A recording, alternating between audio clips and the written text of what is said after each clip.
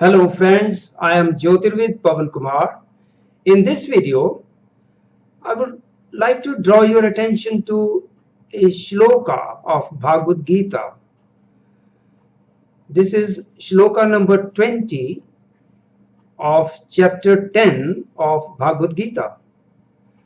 Now, Bhagavad Gita, as you all know, is a sacred scripture of India. It is a universal scripture, not only meant for Hindus or Indians, meant for people of all religions, because it gives a message from the Supreme Being, a message for all humanity, a message which can awaken you, which can give you self-realization.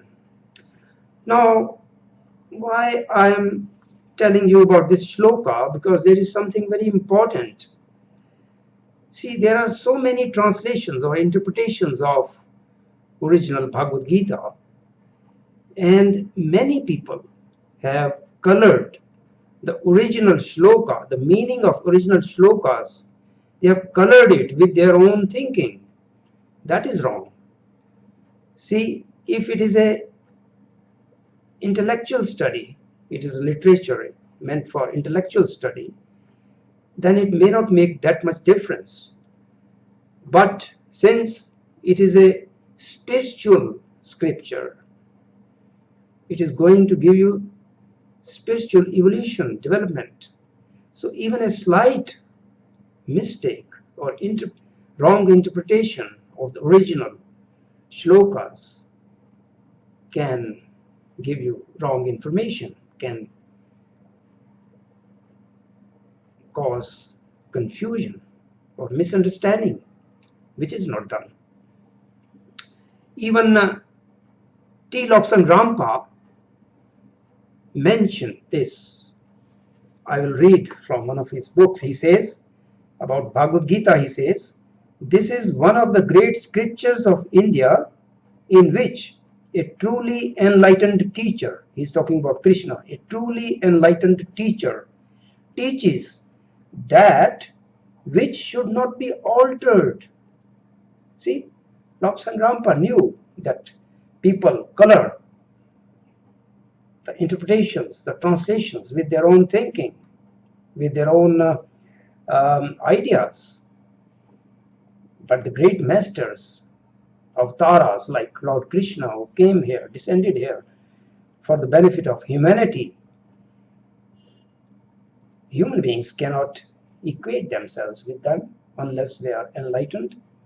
So if you are translating a scripture, then you have to be an enlightened person in order to give the original meaning.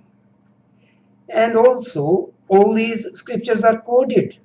So unless you are an enlightened person, you can make mistakes. So even Lobsang Rampa has warned that it should not be altered. Now, many people have altered it. That is why I am going to tell you about this shloka, shloka number 20 of chapter 10 of Bhagavad Gita. Now, first of all, let me tell you that you must relate Bhagavad Gita with your own life. It is a practical scripture. Who is Arjuna? Arjuna is any person who is awakened, who has awakened from sleep of ignorance, Maya-induced sleep of ignorance, and who is inquisitive, wants to know who I am, where I have come from, why I have come here, what is the meaning of life.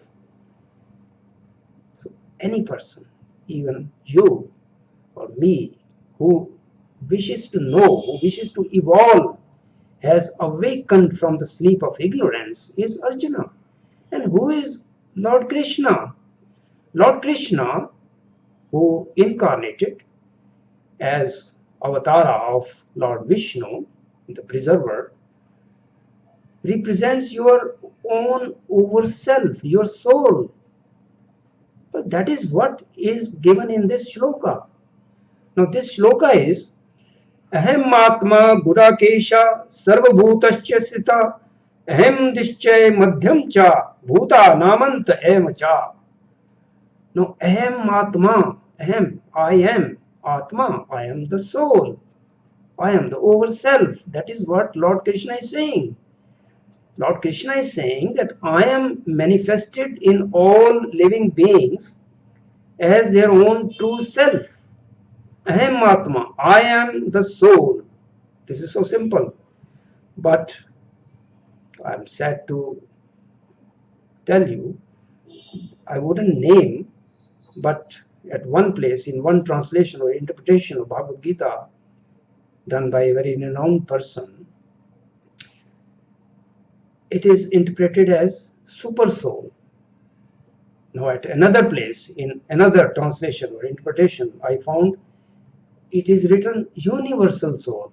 Now, where does the words super and universal come from? I'm not a very learned person, but you don't have to be very learned just to interpret some simple thing. Aham Atma, I am the soul. Lord Krishna is saying, I am the soul, which is manifested in each living being, in the heart of each living being. And I am the beginning, the middle, as well as the end. Human beings, puppets of the over self, come here. Origin is the true self, the over self. I am the beginning. I am the middle. So throughout the four yugas, while the puppet of over self, the human being, is evolving, that is the middle.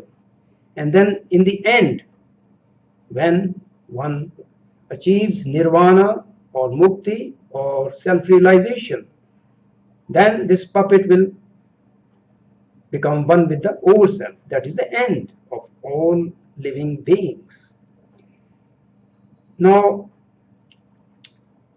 Annie Besant, you must have heard the name Annie Besant. She was living in India.